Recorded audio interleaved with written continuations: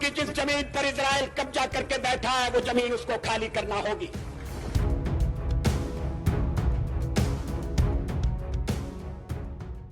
मोदी सरकार जब से सत्ता में आई है, इजराइल के साथ भारत के रिश्ते लगातार मजबूत होते रहे हैं।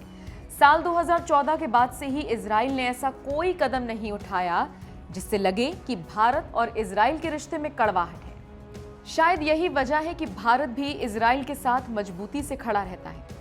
इस बार भी जब फिलिस्तीन और इजराइल के बीच जंग छिड़ी है, तो भारत ने गाजा पट्टी से इजराइल पर दागे गए मिसाइलों की निंदा की। लेकिन मोदी सरकार का ये स्टैंड शायद उनके आलोचकों को रास नहीं आ रहा है। यही वजह है कि ओम थानवी जैसे दिग्गज पत्रकार आजकल पूर्व प्रधानमंत्री और बीजेपी के दिग्गज नेता रहे अटल बिहारी वाजपेयी का एक बयान शेयर कर रहे हैं, क्योंकि अटल बिहारी वाजपेयी का ये बयान मोदी सरकार की कूटनीति के बिल्कुल विपरीत है।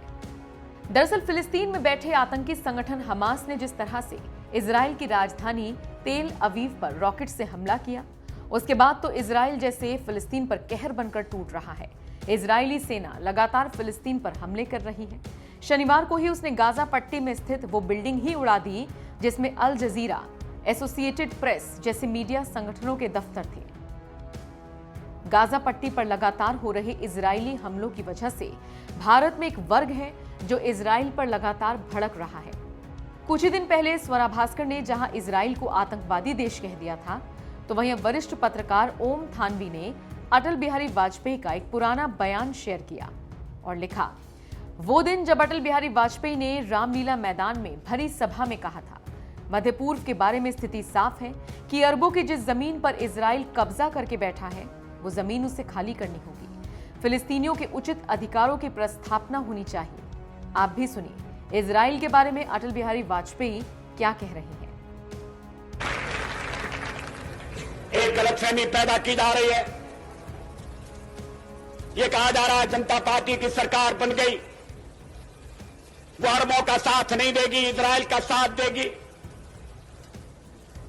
आदरणीय मोरारजी भाई इस स्थिति को स्पष्ट कर चुके हैं। गलतफहमी को दूर करने के लिए मैं कहना चाहता हूं कि हम हर एक प्रश्न को गुण और अवगुण के आधार पर देखेंगे,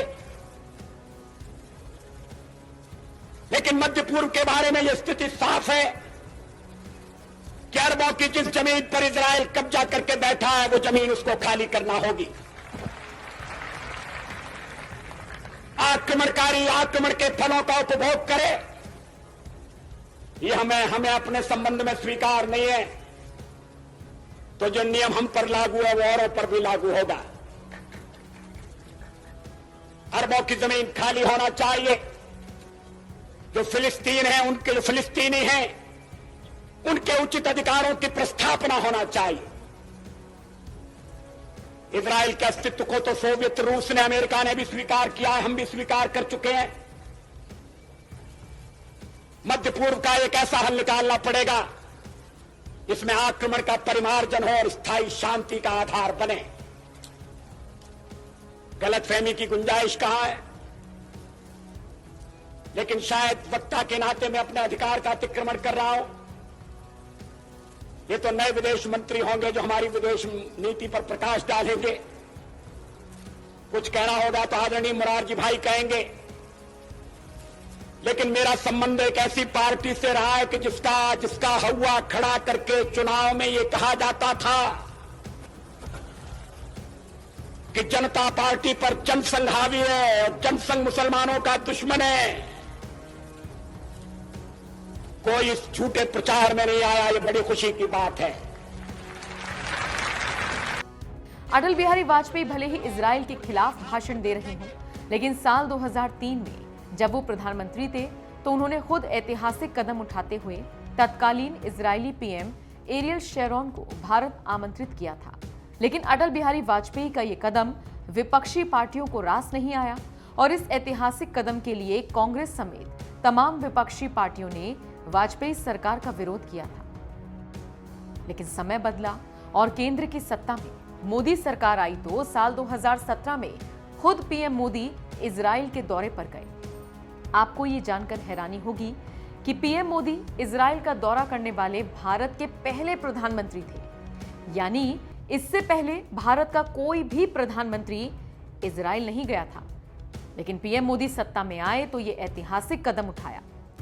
पीएम मोदी के इजराइल जाने के बाद साल 2018 में इजराइल के प्रधानमंत्री बेंजामिन नेतन्याहू 6 दिन के भारत दौरे पर आए। साल 2003 में भारत आए तत्कालीन इजरायली प्रधानमंत्री एरियल शेरॉन के बाद किसी इजरायली प्रधानमंत्री का यह पहला दौरा था। यानी अब आप समझ चुके होंगे कि केंद्र में नरेंद्र मोदी की सरकार के आने के बाद इजराइल को लेकर भारत की कूटनीति कैसे बदली, और जिस इजराइल से विपक्ष चिढ़ता था वही इजराइल अब भारत का पक्का दोस्त है। शायद ये दोस्ती ही वजह है कि अटल बिहारी वाजपेयी ने किसी समय भले ही इजराइल के खिलाफ बयानबाजी की हो, लेकिन उसी पार्टी के नेता नरेंद्र मोदी आज फिलिस्तीन और इजराइल के मुद्दे पर इजराइल के साथ खड़े नजर आ रहे हैं।